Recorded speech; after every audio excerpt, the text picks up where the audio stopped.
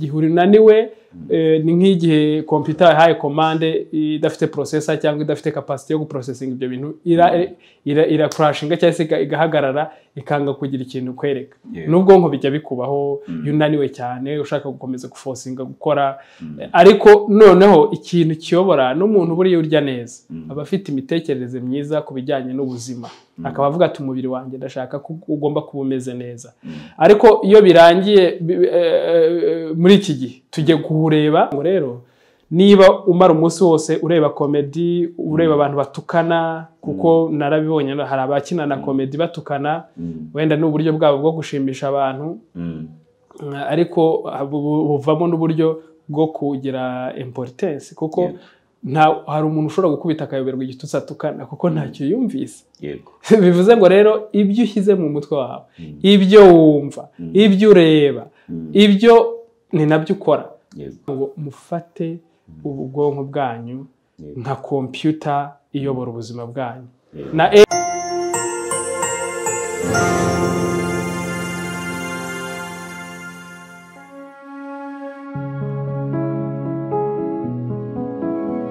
ikaze inshuti bakunzi b'Imena TV twizera yuko mumeze neza aho muherereye mu bice byose by'igihugu ndetse n'abari hanze yacyo kwisi yose mudukurikira turabakeje cyane tubifuriza ubuzima bwiza buzira umuze nk'ubwa Menta Sylvain meze kabisa Menta Sylvain umeze uti meze neza kazuba kameze sawa temperature imeze neza kabisa aho ni sawa kabisa nanjye ndaho ndashima Imana buriya iyo nta n'igicurane umuntu aba ari gutaka ntacyo wabona unganya Imana rwose nibyo rwose ikintu cya mbere buriya najyaga numva nyakwigendera Jay Polly najyaga avuga mu ndirimbo ze ngo kuba uriho icyo gishoro ibindi biza ari nk'inyongera biracamo se imitekerereze ubona ibyo ufidinga abantu hari agafeedback akagenda kaza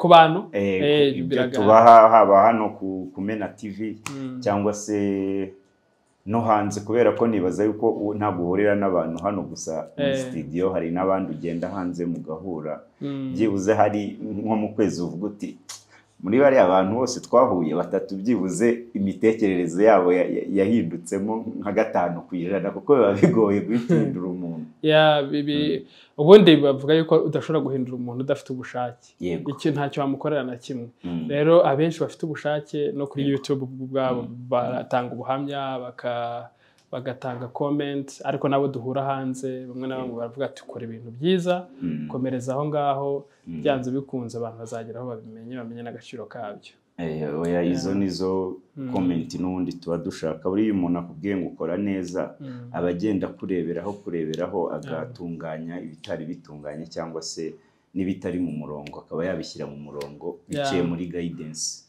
wamuhaye cyangwa se mentorship hano bagenera ziri free none ariko mu minsi iri imbere uburyo tugiye kuzajya dukoresha bakajya natwe tuba twatekereje natwe tukazajya tugira basi ikiguzi cy'uwo mwanya tuba twafashe dusoma tunaganira nk'uku nguku kugira ngo tubagezeho ibintu byiza kandi bisobanutse hari akantu nahoze ntekereza kubera iki buri gihe tugaburira umubiri wacu kugira ngo tubeho neza tuwurinde indwara nyine tubeho ubuzima bwiza ukarya imboga imbwija ibintu nyine bidatuma umubiri wawe utaforme nk'uko mu biganiro byashize twavuze yuko ugomba kugira fitness mindset cyangwa se ukanabu ufite na body iri fit ndatekereza ubera iki buriya ntitwagakwiye no kujya tugaburira intekerezo zacu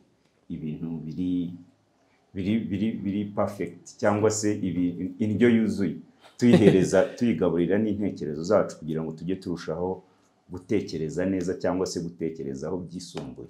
Waba ukeneye ibanga ry'ikoranabuhanga ryakugeza ku bukire bwihuse, urashaka se guteza imbere ubucuruzi bwawe ukoresheje ikoranabuhanga rigezweho? Mix Venture ni umufatanyabikorwa wawe mu guhindura inzozi zawe zikaba impamo. Muri Mix Venture dukora systeme zifite umwihariko, website na mobile apps byagufasha kuzamura ubucuruzi bwawe, tukagufasha kandi gukoresha neza imbuga nkoranyambaga no guteza imbere isura yawe kuri internet byose ku biciro byiza. Muri Mix Venture kandi niho wakura abahanga bagufatira amafoto n'amashusho bikeye, ibyapa n'ibishushanyo bigaragaza ibyo ukora, bigakurura abakiriya ndetse na documentaire zikoranye ubuhanga n'ubunyamwuga.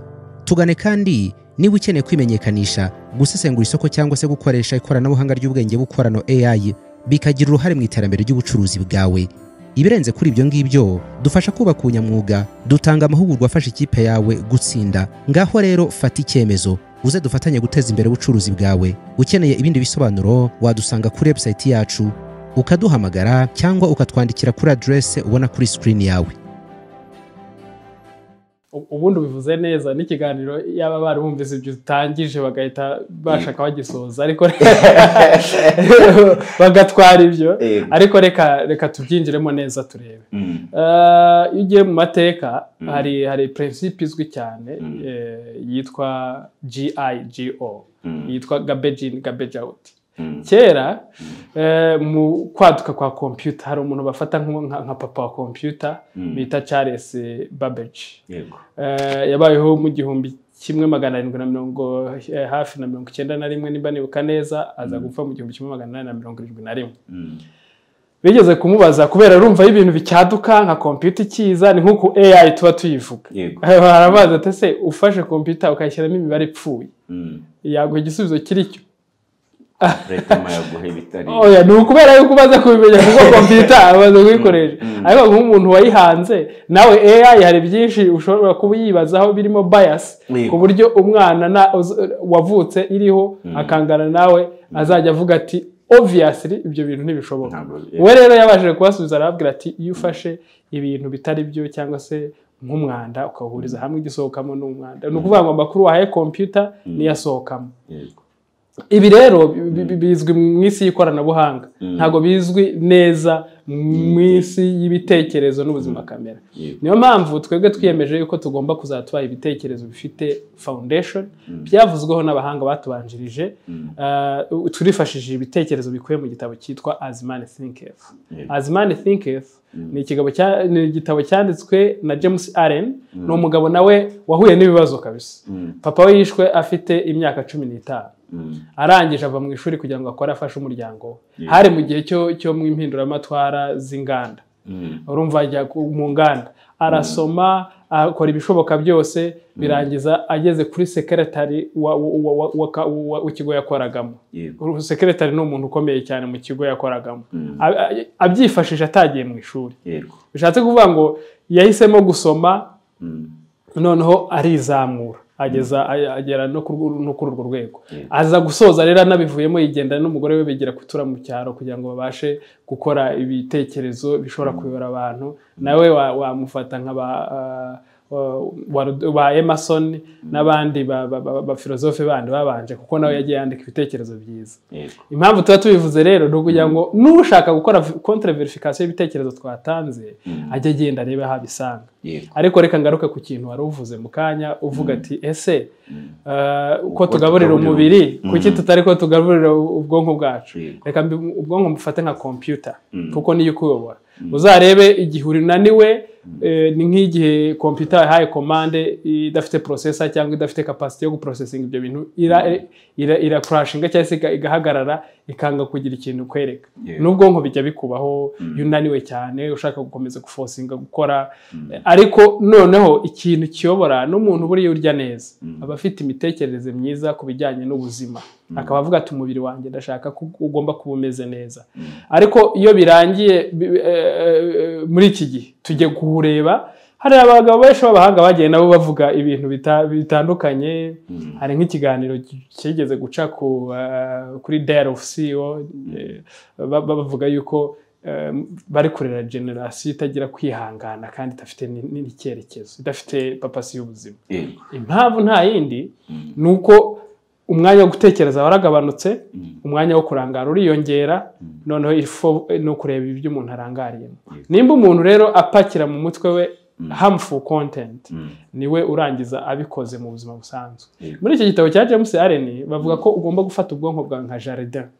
Jardin rero ugomba guhora buri gihe uteramo imbuto nziza ukamenya uburyo uyuhira kubera yuko yurangaye ntumenya aho widi n'ibindi bintu byose bibi byizanye bikishyiramo kandi utabiteye bikaba ari nabyo bikura bikaruta za nto warwaye bivuze ngo rero imico mibi yonyine iza vuba irizana wategereza ni nko kuvuga ngo umuntu udashaka gukora ubunebwe n'ubukene buramutera bwizanye ntabwo abuhamagara ariko kugira ngo ubashe kugera ku byiza n'ubukire urabikorera bishatse kuvuga ngo rero igisubizo cyiza ku kibazo n'igitekerezo ahubwo ngewe navuga wabajije muri ino minsi dufite ibibazo bikomeye cyane aho abantu badafite kwihangana no kwigomwa ibyabashimisha muri aka kanya bisenya ejo hazaza bishatse kuvuga batabasha kumenya gutandukanya ko kompiyuta yabo iba iyoboye itanga komande y'umubiri bagomba kuyishyiramo ibitekerezo byiza kugira ngo babashe kubaho neza babashe kugera ku byo bifuza bagire papasi y'ubuzima hari abantu rwose bashobora kuzasaza nta na rimwe baratekereza ku buzima bwabo ahubwo buri gihe badriftinga nk'uko twahoze tunabivuga nyine bagenda aho isi bajyanye banyarangiyeho bigiye rero muri principe James Allen yagiye ashyiraho yavuze ko ni nk'uko na Bibiliya bivuga mu migani igice cya 23:7 uko umuntu atekereza niko ari bishatse kuvuga ngo rero niba umara umunsi wose ureba komedi ureba abantu batukana kuko narabibonye hari abakina na komedi batukana wenda n'uburyo bwabo bwo gushimisha abantu ariko buvamo n'uburyo bwo kugira importance kuko hari umuntu ushobora gukubita akayoberwa igitutsi atukana kuko ntacyo yumvise bivuze ngo rero ibyo ushyize mu mutwe wawe ibyo wumva ibyo ureba ibyo ni nabyo ukora James Allen noneho arazi ukuntu asetsa ahita avuga ati isi ntabwo ijya iduhishira kurusha uko iduhishura sibyo dutekereza mu ibanga bikaba impamo ariko nyuma y'igihe runaka usanga isi yakakugaragaje ibyo ribyo wuriwe ntabwo iguhishira kurusha uko iguhishura bishatse kuvuga ngo rero icyiza kuruta ibindi bintu byose umuntu ushobora kumenya ngo uyu muntu niba atita ku mubiri we ntabwo ushobora kubibona mu minsi mikeya ubibona mu gihe kirekire agenda abikora yarangiza ukabona umubiri we watangiye kumutenguha niba atita ku bitekerezo bye ubibonera mu buzima nanone ibyo ageraho bishobora kuba bikeya abantu bajya banatandukanya kuba umuntu yabonye wenda amafaranga menshi ngo bahite bamuhereza no kuba afite ububasha bwo kubatekereza neza mu buryo buri rationel kuko ushobora kubona kugira imyitwarire myiza ku mafaranga ukayakunda nayo akagukunda akanaboneka ariko ukasanga ni nayo yakurangije urwo rukundo yafitiye ubwo buryo kubera tagaburira ubwonko bivuze ngo rero iki kiganiro objective yayo nk'iyo navuga ni ukuvuga ngo mufate ubwonko bwanyu nka computer iyobora ubuzima bwanyu na AI yarabigaragaje umuntu ubasha kuyipromptinga neza akayishyiramo ama keyword y'ibyo ashaka kubona akayashyiramo neza imuhereza ibyo ashaka ariko utayipromptinga neza imuhereza akavuye bitewe n'ibyo yashyizemo n'ikimenyimenyi icyo akandikaho cyose iragusubiza bivuze ngo rero mu mutwe wawe nimba nta kirimo ukuramo ngo ugishyire muri computer izaguha feedback ari nabyo nyine wa Charles Babbage yavugaga none nkuko n'ubundi ndakomoza ku kibazo cyanjye nkuko umuntu ajya kurya bakamubwira bati wishyira mayonnaise cyane ku biryo cyangwa se wirya inyama cyane kuko zizagutera gute ujya urya ibyubaka umubiri utere imbaraga ubwo ni nk'iki dushobora gufitinga brain yacu kugira ngo ujye wicara uganire n'umuntu ntiyumve yuko ufite empty mind cyangwa se aba yumva yuko ubura aho ari kuri absent mind nta kintu cyangwa wari nigiye hari Babbage ahubwo so ni ifunguro ki dushobora guhaza ubwonko bwacu kugira ngo n'imitekerereze yacu ijye iri positive kandi tunatekereza ibintu biganisha ubuzima bwawe ku ntego kuri imwe duhora tubwira abantu ko bagomba kugira ubuzima bufite intego ariko iyo ntego ibintu byose nyine biva muri mindset yacu icyambere ni uguhora urimena ukumva imena ibitekerezo byacu kuko tuba twabigenzuye kandi twagerageje kubikura mu bitekerezo by'abantu babaye abahanga banahamye yuko biri positive. Ubwo n'abandi nabo batanga ibitekerezo nk'ibi byacu ukagerageza kumva kenshi. Hari urwitwazo rwabagaho umuntu akakubwira ngo ngiye sinkunda gusoma, ariko abantu bakunda gusoma bamaze kumva yuko isi itababara kubera inkozi z'ibibi, ahubwo ibabara kubera guceceka kw'abantu bafite ukuri, ntibagutange, ntibakuyobora abandi. Ubwo rero hari abasoma, hari abandika ibitabo barangiza bakanabisoma kugira ngo n'abatabasha gusoma babyumve. Bivuze ngo rero ikintu cya mbere hitamo jonjora. Ubundi kuki umuntu yagiye gutera imbuto cyane wenda abana bo mu mujyi bashobora kutabyumva vuba, ariko ntekereza yuko ari common sense nubwo yabuze muri no minsi.